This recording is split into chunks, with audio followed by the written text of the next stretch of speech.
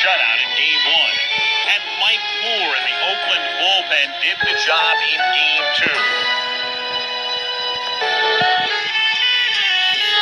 And the plate punch has been provided by people like Dave Parker and Terry Steinbach. And the A's have won the first 2 games of the World Series and are halfway to their first world title since 1974. The Giant dugout full of long faces all weekend.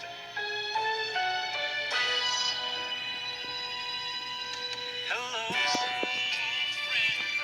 Welcome me home again. I know I've been away, but that's so long now. Isn't it nice to be home again? Over here, it's clear. And tonight, the Giants home to host the A's in Game 3. Hello, old friend.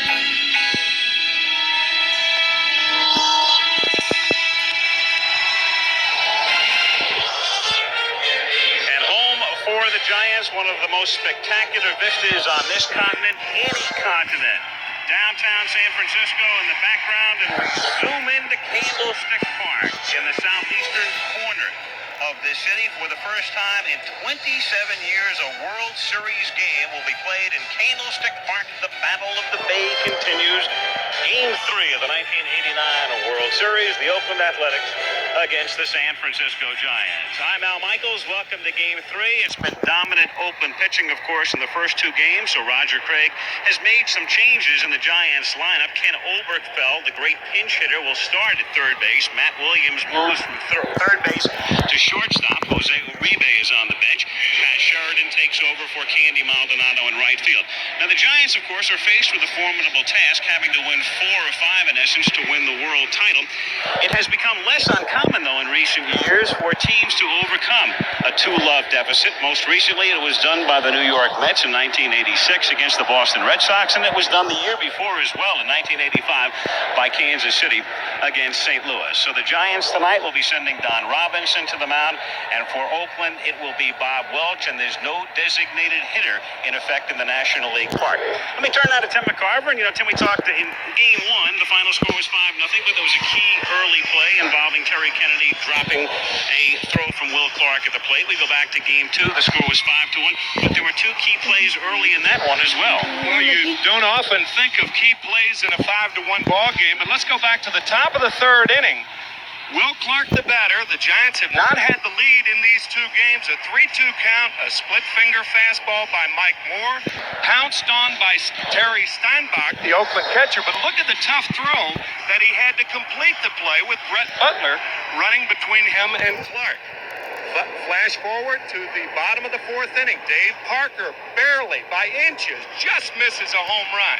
Candy Maldonado with the hesitation, allowing Jose Canseco to score, and he fails to get Dave Parker at second base, so the Oakland A's take.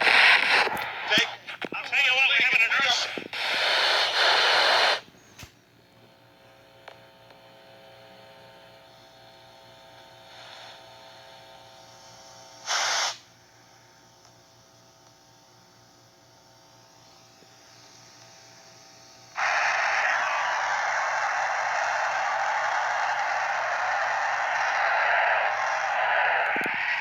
Well, I don't know if we're on the air.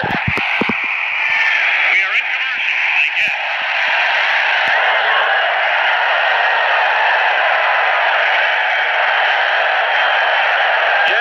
Yeah, we hear you. I don't hear a thing.